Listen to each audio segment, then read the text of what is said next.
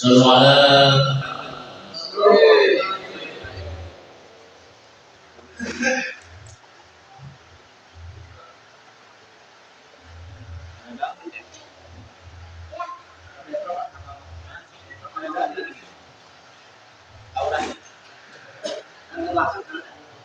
Assalamualaikum warahmatullahi wabarakatuh.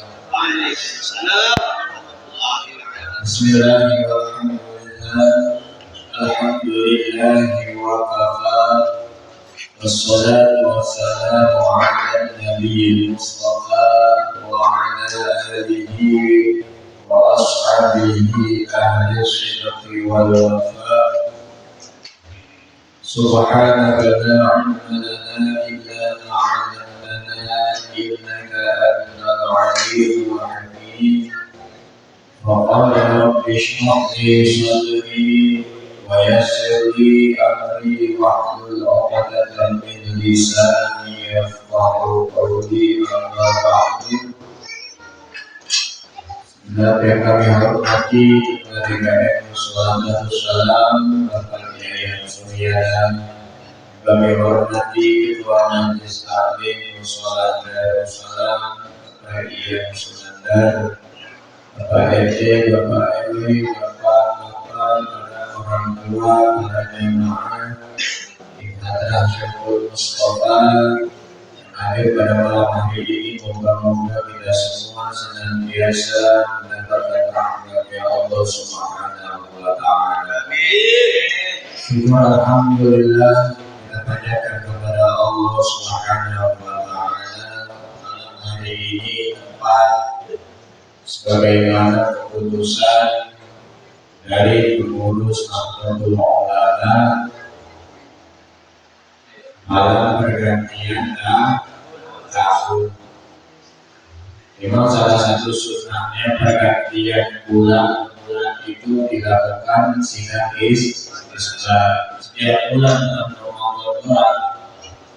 Makanya kemarin dari Pawai Bogor hubungan baru turun ya apa-apa. Yang kemarin ke Pawai Bogor apa-apa. Yang sekarang ke Pawai Bogor apa-apa. Besok kemarin juga Bogor apa-apa. Ya nggak apa-apa. Moga-moga di tahun ini kita menjadi lebih baik daripada kemarin. Semoga kita semua menjadi jawaban yang berhubungan dengan Allah Subhanahu wa Ta'ala. Salawat dan salam semoga senantiasa tetap tercurah hikmah kepada manusia pilihan kita ala Nabi Muhammad sallallahu alaihi wasallam. Semoga sampai kepada para keluarga, para sahabat, serta para pengikutnya yang senantiasa istiqomah dalam menjalankan sunnah-sunnahnya. Para bapak dan mama Majelis Taklim Mushola Darussalam yang dirahmati Allah Subhanahu wa Ta'ala, karena ini momennya tahun baru, mari sama-sama kita bermuhasabah. Muhasabah itu artinya kita mengoreksi diri kita sendiri. Hasibu qabla an tuhasabu. Hisablah diri kalian sebelum kalian menghisab orang lain. Tapi nyatanya di diri kita lebih menghisab orang lain daripada menghisab diri kita sendiri. Ada dalilnya, hasibu, hisab diri kalian dulu, baru kalian menghisab orang. Padahal ayat ini menunjukkan di luar biasa bahwasanya tahapan waktunya kalau kita menghisab diri kita tidak akan pernah ada waktu untuk menghisab orang lain. Maksudnya sibuklah kita dengan aib kita sendiri, jangan sibuk dengan aib orang lain. Tapi ada satu kesempatan kita sebagai seorang muslim, kita bersaudara dalam ikatan agama, wa'ama saudara, saling menasehati, saling mengingatkan kita kebaikan dan kita kesabaran. Mungkin tahun yang kemarin sholat kita masih bolong-bolong yakin semoga tahun ini sholat kita bolongnya dikit. Kalau kemarin sholatnya masih bolong-bolong tahun ini yakin nggak ada bolongnya kalau bisa nggak ada bolongnya. Seandainya memang sulit berdua kita diberi bolongannya. Ya, kata-kata baginda Nabi maka yaumu khairun min amsihi wallahu akbar. Siapa orangnya yang hari ini lebih baik daripada hari kemarin atau tahun 1446 Hijriah ini lebih baik daripada tahun 1445 Hijriah, maka dia termasuk golongan orang yang beruntung. Siapa orangnya yang sama baik tahun ini atau tahun kemarin, dia golongan orang yang merugi. Siapa orangnya yang hari ini sama hari kemarin lebih buruk hari ini, maka dia termasuk golongan orang yang celaka. Kalau kita kemarin sholatnya udah nggak bolong, tingkatkan. Kalau kemarin kita sholatnya masih sendirian, mari sama-sama kita berjamaah. Nabi Muhammad Sallallahu Alaihi Wasallam bersabda, "Sholatul jama'ati afdalu min sholatil fardhi bi 27 darajat." Sholat berjamaah itu lebih baik atau lebih utama daripada sholat sendirian. Utamanya mendapatkan ganjaran pahala 27 derajat. Sebelum kita masuk ke jamaah, kita jalan dari rumah. Dari rumah kita jalan menuju sholat selesai di duduk mandi. Kalau kata ini semakin yang mana? Ini mau keluar dari rumah untuk selesai mandi.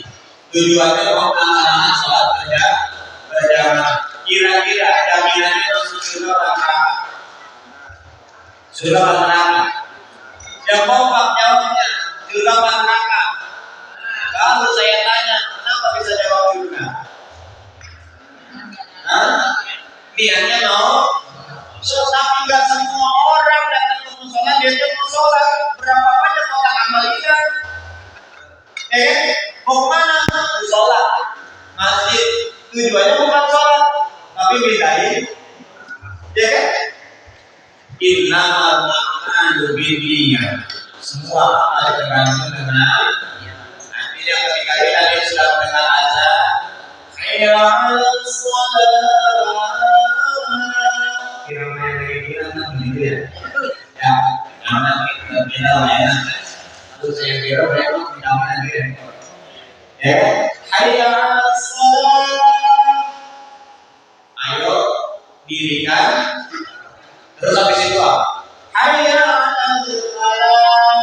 Kadang-kadang muazzinnya yang manggilnya kurang tepat sehingga orang nggak mau datang ke musola. Contoh, hayya 'alal falah itu kagak mau ke musola. Kalau muazzinnya manggilnya hayya 'alal falah nggak mau ke musola. Kenapa? Kita bukan disuruh ke musola. Kita bukan disuruh sholat, tapi kita disuruh bertani. Jadi muadzin juga mempengaruhi panggilan. Hayya 'alal falah. Mari menuju kemenangan. Hayya 'alal falah. Mari kita bertani. Mungkin kalau sholatnya itu yang jamaahnya dikit, muadzinnya tentunya bukan falah, tapi falah. Falah artinya bertani. Falah artinya menang. Al-falah menang. Kalau ditasydid al-falah namanya bertani. Beda tasydid. Beda kan? Beda apa? Beda. Ini manfaatnya kita hadir di majelis taklim. Oleh karena itu, mari sama-sama kita introspeksi diri pada malam hari ini dengan berlandasan dari Al-Quran. Allah Subhanahu wa Ta'ala berfirman, "A'udzu billahi minasyaitonir rajim. Ya ayyuhalladzina amanu lima taquluna ma la taf'alun. Kabura maqtan indallahi an ta'kulu ma la taf'alun. Wahai orang-orang yang beriman, panggilan buat siapa ini? Semoga kita yang dipanggil. Semoga kita dipanggil buat kita. Wahai orang-orang yang beriman, kata Allah, lima ta'kulu ma la taf'alun. Mengapa kamu berani mengatakan sesuatu yang kamu tidak mengerjakan? Contoh, sholat jamaah sendiri yang dulu kamu laksanakan sholat berjamaah. Kamu mengatakan Allah, maka itu terhitung dosa besar. Amtaqulu ma la taf'alun. Kamu mengatakan apa yang tidak kamu kerjakan. Dosa yang besar itu kita cuma bisa ngomong. Jadi tahun baru berarti juga semangat baru. Siap? Semangat baru siap. Dari sebelum tadi sudah pada insyaallah rakaat. Walau kalinya aminnya kencang apa sedih? Amin. Saya mah kencang. Kalau di rumah apa di konsulat di rumah saya aminnya. Ya, usahakan bagaimana kalau kita nggak ada kesibukan, usahakan azan masuk nanti atau musola. Sebagaimana sahabat Abdullah bin Umi Maktum, salah satu seorang sahabat Nabi, salah satu muadzin yang dari Muhammad Sallallahu Alaihi Wasallam, yang mohon maaf kita lebih baik daripada Abdullah bin Umi Maktum. Kita jalan kalau pakai rambut. Kita jalannya agak pakai rambut. Abdullah bin Umi Maktum sahabatnya Nabi jalannya pakai rambut karena beliau tidak dikasih lihat sama Allah Subhanahu wa taala. Penglihatannya ditarik oleh Allah Subhanahu wa taala, sedangkan kita masih diberikan kesempatan bisa melihat. Tapi Abdullah bin Umi Maktum sahabat Nabi ini tidak pernah ketinggalan yang namanya salat berjamaah. Jangan sampai kita kalah dengan Abdullah bin Umi Maktum. Namanya fastabiqul khairat. Mohon maaf kalau bahasa kasarnya gini, dia aja yang punya kekurangan tidak bisa melihat, bisa sampai ke kaki atau sholat, masa kita yang begini maka kita melihat, kaki kita bisa melangkah, badan kita sehat, tapi kita tidak mau masuk dalam masjid atau sholat. Tanyakan sama diri kita, dosa apa yang telah kita lakukan sehingga kita tidak untuk melaksanakan sholat berjamaah. Karena ketika kita masuk sholat di musola atau di masjid kontennya berjamaah, di situ kita diajarkan untuk saling menghormat. Contoh, ada si ustaz misalnya ustaz ngajinya bagus banget, hafalan Qur'annya banyak, 30 juz sudah katakan, hadisnya dia hafal, kiroah jadi ngerti, masuk masjidnya telat, diimamin sama orang yang nggak bisa baca Fatihah. Tuh kira-kira si ustaz yang datang belakangan gimana? Marah atau tidak? Ada ustaz hafal 30 juz, hafal hadis, qiraat sab'ah dia ngerti, karena dia telah datang ke masjid atau musolanya diimamin sama orang yang kurang fasih bacaan. Ya kan? Lalu dia komentar, aku sholat di sini nggak nyaman. Mohon maaf, itu bukan kesalahan imamnya, tapi kesalahan orang yang datang telatnya, yang bisa datangnya telat sehingga yang imam adalah yang tidak fasih. Ini kejadian di zaman Nabi Muhammad Sallallahu Alaihi Wasallam. Kadang kita mau lebih suka mengoreksi orang lain daripada mengoreksi diri kita sendiri. Jangan sampai kita sholat berjamaah, tapi hati kita mengeruh. Imam itu kudu ada kriterianya. Lalu ibu ini yang pertama kriteria dari imam pasti bacaannya. Yang kedua mukim itu bertempat tinggal, bukan musafir. Bukan musafir itu namanya mukim. Terus yang ketiga ada yang lebih tua. Misalnya lebih tua. Makanya orang dulu kalau mau jadi imam, orang tua dulu yang dicari. Kalau orang tua nggak ada, baru yang muda, ya kan? Yang muda juga kalau udah bisa, jangan sampai lupa bahwasanya apa kita diajarkan persilakan dulu yang tua. Kalau yang tua mau cari yang tuanya lagi, kalau Nah emang yang mudanya ini juga nggak bisa jadi imam, jadi dulu yang tua, ya kan? Yang tua juga nggak bisa jadi imam. Terus kira-kira gimana? Kan kejadian ada dua orang pengen sholat di musola. Yang satu bisa baca Fatihah, bagus bacaannya tapi nggak berani. Yang satu berani tapi nggak fasih bacaannya. Ya, ketika orang ini berdua bilang, imam dah, bacaannya fasih. Gue mah agak fasih bacaannya, gue bisa, tapi gue agak berani. Nah itu gue berani, tapi gue agak bisa. Mendingan mana? Akhirnya yang lain bukan orang yang bisa, tapi yang berani. Dia baca surat Al-Qadar itu kan muter-muter kan? Inna anzalnahu fi lailatul qadr. Di belakang. Yang imam bacanya Lailatul Qadar. Dibilangin sama yang makmumnya fil. Inna anzalnahu fi lailatul qadr. Dibilangin sama yang dalam Lailatul. Dilanjutin nama dia wa ma adraka ma lailatul qadr. Ketika si imam baca pun dibilang fil. Ketika imam baca dia dibilang tul. Akhirnya orang ini kagak jadi sholat. Nengok ke belakang, jadi maunya lu apa? Tadi kan gua suruh jadi imam orang mau.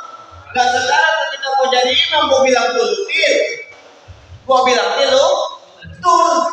Itulah makanya imam kudu memiliki ilmunya. Jadi manfaatnya kita hadir di majelis taklim adalah menjadi pribadi yang lebih baik. Maka saya berbicara, mungkin ada yang sudah mendengar ucapan saya sampaikan di Pondok Ranji di tempat saya mengajar. Ketika ada seorang santri menjadi imam atau saya ngajarin orang, saya lagi ngajarin orang dan orang ini saya mantap untuk menjadi imam. Ketika ada yang menyalahkan, maka saya yang akan langsung turunannya. Ketika dia menyalahkan bacaan pakaiannya, saya bilang ini kondisi belajar seperti ini, karena semuanya butuh tahapan. Kemarin yang ikut ke Pondok Ranji saya jelaskan mengapa demikian, karena memang penyakit kita akhir zaman, masjid, musola dibangun dengan bangunan yang megah, tapi pengisinya pada ogah. Kata Nabi, nanti ciri-ciri akhir zaman, masjid bangunan tinggi-tinggi, mewah-mewah. Coba lihat masjid musola kampung dulu gimana? Tapi jamaahnya, alhamdulillah, sekarang hampir semua masjid AC. Hampir semua masjid AC jamaahnya. Itu coba jamaah sekarang kalau sholat Jumat. Kalau dulu sebelum waktunya Jumat itu sudah ramai. Kalau sekarang khotib udah naik mimbar masih kosong masjid. Ya kan? Karena memang sudah akhir zaman. Bangunan yang diutamakan tapi tidak memikirkan bagaimana kemaslahatan umatnya, kemaslahatan jamaahnya. Jadi kalau bagian akhir zaman ciri-cirinya itu adalah bangunan masjid, orang bangun masjid seperti bikin burung batang. Gemar, ini bikin burung batang tuh. Pas sudah jadi nih burung batang, ditanya siapa yang masuk duluan? Pasti pada obah. Coba sekarang tanya. Coba di sini besok ada bikin burung batang yang paling bagus burung batang. Terus satu orang suruh cobain siapa yang mau masuk ke batang. Sebagus-bagusnya burung batang pasti kadang kita mau masuk ke dalamnya. Mengapa? Karena kita tahu dia masuk ke dalam burung batang itu kalau udah meninggal. Masjid nanti begitu di akhir zaman. Kalau sekarang banyak masjid dan sholat sepi, berarti kita sudah masuk akhir. Kalau sudah masuk akhir zaman, berarti kita sudah harus hati-hati dengan banyaknya fitnah. Fitnah siapa yang serem? Fitnahnya Dajjal. Nanti Pak, ini air ketika kita lagi kenyang, ini air berfungsi nggak Pak? Berfungsi nggak? Atau di rumah kita ada air mineral, ada air galon, ini berfungsi nggak Pak? Kagak. Tapi ketika di rumah kita lagi memang kagak ada air, mineralnya lagi habis, galonnya lagi kosong, kita seret, pengen banget minum, ini berlaku Pak. Nanti akhir zaman yang punya ini Dajjal laknatullah alaih. Yang punya ini adalah Dajjal nanti. Disebutnya dukhon. Dukhon itu kabut asap. Dibilang ada kehidupan seperti tiada kehidupan. Siapa yang bisa menolong kita? Kalau dalam sebuah televisi katanya Dajjal di sini ada tulisannya kan? Kafir. Kalau di televisi. Tapi ketika kita baca riwayatnya, tulisan kafir yang berada di jidat atau dahinya Dajjal itu adalah yang bisa melihat bukan zahir mata kita, tapi keimanan kita kepada Allah Subhanahu wa Ta'ala. Nanti banyak orang yang menggadaikan agamanya demi mendapatkan kehidupannya. Sekarang sudah banyak menggadaikan agama demi mendapatkan kehidupan. Nanti begitu Pak, ini kan yang punya Dajjal doang nih. Listrik kan nanti nggak ada, token nggak ada, wifi nggak ada, mobil itu diambil, PUBG hilang, HP nggak bisa digunakan. Mau ngapain kita tuh? Makanan kita cari susah, minuman kita cari setengah modal, ya kan? Emang dibilang kehidupan karena nggak ada kehidupan disebut dukhon. Sehingga yang memiliki semuanya itu adalah Dajjal. Kata Dajjal apa? Lu bisa minum ini nih, itu bakal gue kasih. Tapi lu harus ikut saya. Begitu kata Dajjal. Itu kata Dajjal.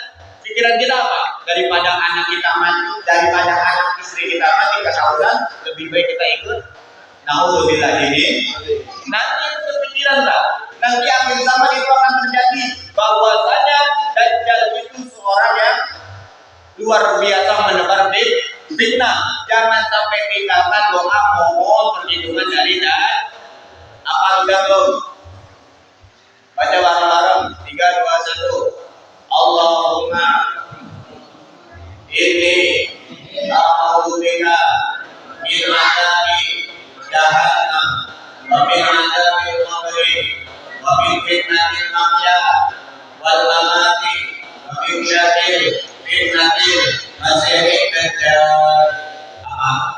Dibacanya apa? Tahiyat. Innaka hamidun majid. Dajjal. Assalamualaikum. Baru. Mana dalilnya? Nah, kalau ada yang nanya dalil, sebutin dalilnya. Di dalam kitab Riyadhus Shalihin, karena Imam Nawawi jelas enggak? Jadi pas innaka hamidun majid. Allahumma inni a'udzubika min adzabi jahannam wa min adzabil qabri wa min fitnatil mahya wal mamati wa min syarri fitnatil masiihid. Nah, bagaimana kalau saya nggak hafal? Kalau nggak hafal, Bapak ulang-ulangnya ketika sholat sunnah di rumah. Cari tembok yang gede, bikin tulisan yang gede, ditempel di tembok. Ketika Bapak sholat menghadap ke tembok itu ya, boleh nggak sholat sambil baca? Boleh nggak? Nggak boleh. Bapak misalnya gini, innaka hamidun majid. Allahumma inni a'udzubika min adzabi jahannam. Nggak apa-apa, karena tahap pembelajaran. Kalau enggak, orang yang hafal itu sebenarnya bukan orang hebat. Orang yang hafal itu adalah orang yang bisa mengatur waktunya untuk dapat hafalan itu. Jadi kan ada orang bilang begini, enaknya jadi jemaah ya, hafalannya banyak lah, selang modal kita hafalin. Ya kan, selang modal kita hafalin. Ketika yang lain itu kita bangkit, kamu dari itu. Ketika yang lain main, kita bangkit dari main kita. Ya kan? Coba anak sekarang katanya. Anak sekarang. Ini saya dapat kabar malam hari ini. Salah satu santri saya kemarin masih ikut ngaji taklim. Malam ini dipanggil oleh Allah Subhanahu wa Ta'ala. Santri saya kemarin masih hadir taklim, masih bikinin saya kopi, masih hadir kemarin lalu satu tadi pengajian. Dan tadi di WA beliau meninggal. Semoga Allah ampuni dosa-dosanya, hidayah amal ibadahnya, hidayah Allah Subhanahu wa Ta'ala. Memang beliau itu ngajinya masih kurang baik, tapi saya yakin min ahli khair. Mengapa? Karena dia sudah di tempat-tempat yang baik. Saya gerakan kajian subuh di Pondok Haji, beliau orang yang paling pertama datang nungguin motor saya nyampe. Jadi ciri-ciri bocah Pondok Haji itu kan, kalau mau sholat, melihat motor saya itu yang pernah sholat waktu ada terowongan tuh yang dulunya. Dari sholat waktu ada terowongan tuh. Nah, bocah itu kumpulnya di sana tuh. Lalu motor saya udah nyampe baru jalan kemari. Jadi takut kalau saya udah nyampe begitu. Jadi nungguin saya di terowongan. Itu bocah Pak, saking pengennya sholat subuh berjamaah, rela dia kagak tidur takut kesiangan. Kagak tidur takut kesiangan. Itu khawatirannya luar biasa. Ngajinya mohon maaf memang masih kurang. Ibadah yang lainnya memang masih kurang. Tapi saya terapkan sholat subuhnya. Mengapa? Orang bisa dilihat sukses atau tidaknya daripada sholat subuhnya. Coba tanya, silakan tanya kalau kita masih punya orang tua, tanyakan sama orang tua kita yang pernah merasakan ketika lagi tidur disembur, mana dari mulut, belum sikat gigi, disembur enak banget tuh. Ada nggak yang pernah merasakan begitu? Lagi tidur waktu subuh disembur, tapi dari mulut bukan diginiin. Kalau diginiin kan masih enak ya.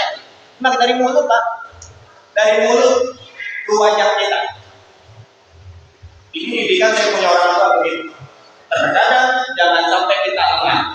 Anak kita kalau belum bangun subuh bangunin, kalau dia ngamuk bagaimana bangunin. Karena awal mula kesuksesan adalah di waktu subuh. Mengapa? Karena zalul malaikatu war-ruh fiha bi'izni rabbihim min kulli amr. Salat yang disaksikan oleh malaikat, salat yang disertakan oleh malaikat adalah salat subuh. Ini malam ini nih Bapak misalnya nanti malam baca Quran, belajar tajwid, belajar tafsir, nyampe jam 4. Salatu wassalamu alaihi, tidur. Subuhnya kelewat, mohon maaf. Bacaan Al-Quran yang tadi Bapak pelajari tidak mendapatkan pahala dari Allah Subhanahu wa Ta'ala. Karena wajib lebih diutamakan daripada yang sunnah. Dan yang wajib utama lebih utama daripada yang wajib tidak utama. Paham Pak maksudnya? Wajib utama, sunnah memiliki keutamaan. Jangan diputar. Melakukan yang sunnah meninggalkan yang wajib. Contoh gini, kita sholat zuhur 4 rakaat tapi nggak sholat sunnah qabliyah. Apakah kita dikatakan sudah mengerjakan kewajiban? Sudah. Kita sholat dulu 4 rakaat tapi nggak sholat sunnah qabliyah ba'diyah. Ini mohon maaf ya, saya membahas atau menjelaskan bukan meremehkan sunnah, bukan. Tapi banyak orang salah kaprah mendefinisikan makna sunnah. Wajib utama jika dibandingkan dengan sunnah. Sholat ba'diyah, qabliyah zuhur itu hukumnya zuhurnya. Kalau saya sholat sunnah 2 rakaat, apakah saya nggak sholat zuhur? Kalau saya nggak sholat zuhur dosa nggak? Anda sholat sunnah. Itu pelengkap. Sholat sunnah itu pelengkap daripada sholat wajib. Saya bikin perumpamaan dulu. Ini perumpamaan saya sendiri. Saya ketika membahas tentang wajib dan sunnah, itu waktu itu saya lagi pakai baju koko berkancing seperti ini. Nah, lihat kancingnya ada kelihatan, pasti kancingnya dalam. Kancing itu sunnah. Pakaian yang dipakainya wajib. Dan secara logika, bagaimana kita bisa melakukan yang wajib meninggalkan yang sunnah? Lah kalau ini kancing kita kancingin, tapi bajunya kalau kita pakai, bagaimana kita mau kelihatan indah? Paham tak? Bajunya yang kita pakai wajib, kancingnya ini sunnah. Jadi misalnya bapak-bapak pakai baju tapi nggak dikancingin, nggak apa-apa, ya kan? Tapi bapak pakai baju dikancingin dong, kagak dipakai, gimana itu? Paham nggak maksudnya? Saya bikin filosofi wajib dan sunnah, ini filosofi saya. Ketika saya membahas kaidah usul fikih, mana wajib mana sunnah. Ya, wajib itu pakaiannya, sunnah itu kancingnya. Saya pakai baju nih, baju koko kan, terus pakai kaos oblong di dalamnya kan, tapi nggak saya kancingin, boleh nggak? Nggak boleh saja, ya kan? Tapi saya balik, di baju saya kancingin, tapi nggak saya pakai. Gimana? Orang juga aneh melihatnya, ya kan? Maka dari situ kita harus bisa mengatur waktu, utamakan yang lebih utama dibanding utama dari yang utama. Ya, utamakan daripada sholat wajibnya, kalau bisa berjamaah. Terus yang kedua, utamakan mengutamakan subuhnya. Kesuksesan dimulai waktu subuh. Ya, subuh sampai syuruk minimal. Subuh sampai syuruk. Syuruk itu waktu matahari naik dari mana? Di timur. Habis itu baru mau sholat tidur. Tidur. Kalau mau ngikutin ulama, nih, mau ngikutin para habaib begini nih. Nanti jam 2 malam bangun. Itu pengajian mereka, para wali-walinya Allah jam 2. Sampai subuh, selesai jam setengah 8. Selesai jam 8 itu sampai dulu. Ya, siap. Lupa saya mau deh, saya kerja gimana? Itu sunnah apa wajib? Begadangnya. Sunnah subuhnya, tidurnya apa? Tidurnya bisa menjadi wajib kalau mengikuti perkara yang wajib. Ya, contohnya gini, wudu asal mulanya apa? Sunnah. Wudu asal mulanya sunnah. Bapak mau wudu boleh nggak? Wudu juga nggak. Tapi kalau bapak mau sholat, wudu hukumnya karena mengikuti perkara yang paham sampai sini. Tidur bapak bisa dihitung wajib daripada bapak begadang sampai subuhnya kelewatan. Berapa banyak kemarin yang nonton bola kan orangnya? Kemarin ada bola 2 malam kan masalah. Ya, nonton bola tuh jam 3 sampai 4. Kebetulan nontonnya di pinggir masjid. Pakai layar tancap. Masjid bunyi, as-salatu wassalamu alaik. Habis lalu pulang. Nah, masjid mah tetap sepi. Tujuannya apa? Kita nonton bola di samping masjid untuk meramaikan Kalau begitu meramaikan masjid, isi sholat berjamaah. Banyak coba dah. Kemarin kan ada 22 hari itu bola agak saya. Ya, tanya Bang Ojo, semalam saya pulang jam berapa? Jadi memang saya malam. Jadi kalau malam itu sudah keluyuran, ngeliatin apa gitu. Tapi ya bang aneh-aneh enggak. Ya ngeliatin, karena dulu dipesan sama guru, kalau bisa ketika orang terlelap, kamu bangun. Itu kunci keberhasilan. Tapi ketika orang-orang bangun kamu terlelap, itu adalah kunci kebinasaan. Misal, ini bapak habis sisa tidur nih. Begadang kan kita begadang. Nah pas subuh bapak bangun. Saya pas azan subuh tidur.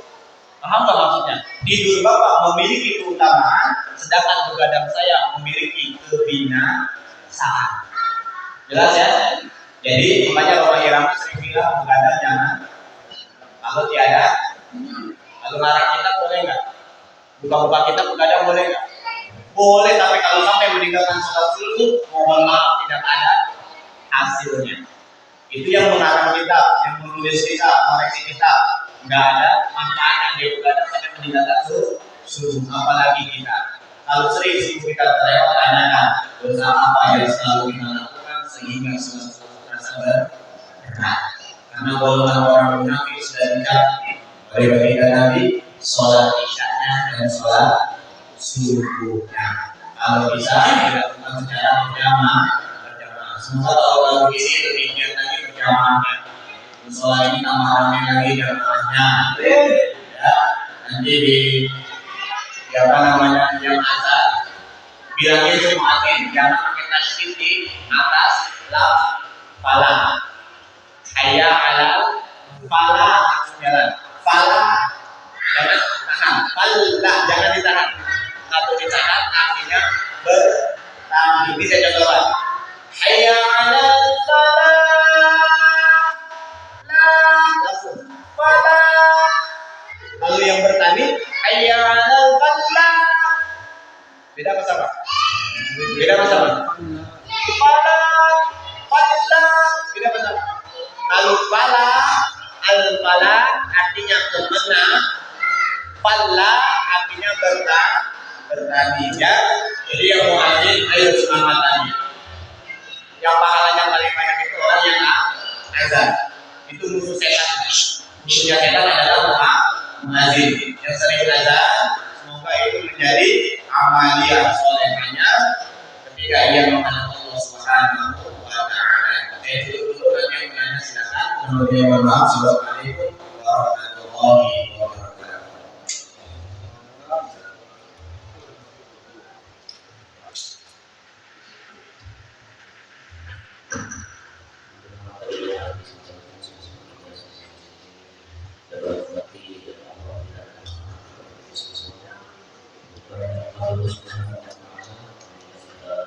صلى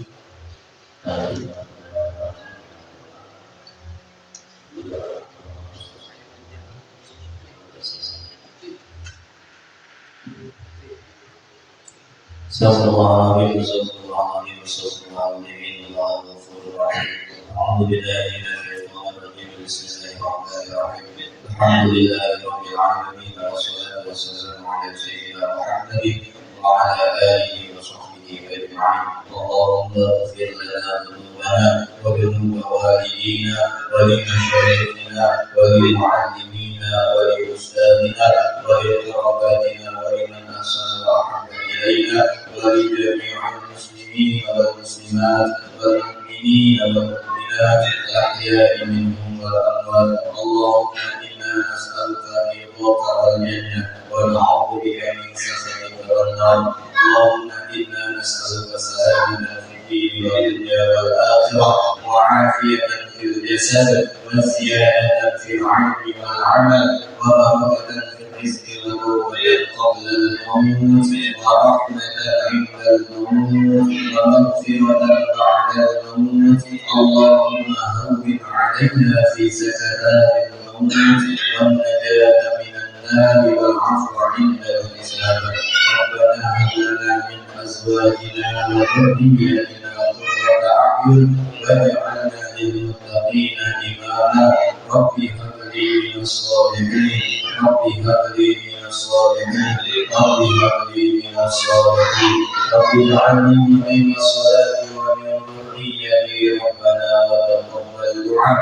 اللهم اجعل جمعنا هذا جمعا مرحوما وتفرقا من بعده تفرقا معصوما برحمتك يا أرحم الراحمين. ربنا آتنا في الدنيا حسنة وفي الآخرة حسنة وقنا عذاب النار. وصلى الله على خير خلقه محمد وعلى آله وصحبه وبارك وسلم.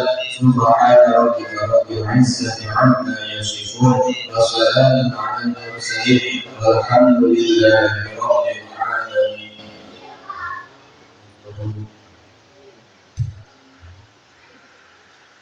Kita ini doa kita sejak itu Allah Subhanahu wa taala ini bisa saja sesuatu manfaat dari Allah Subhanahu wa taala. Jadi kita ini bahwa cacat semua Bismillahirrahmanirrahim. Subhanallah wa bihamdihi asyhadu an la ilaha illa anta astaghfiruka wa atubu ilaik. Wassalamualaikum warahmatullahi wabarakatuh.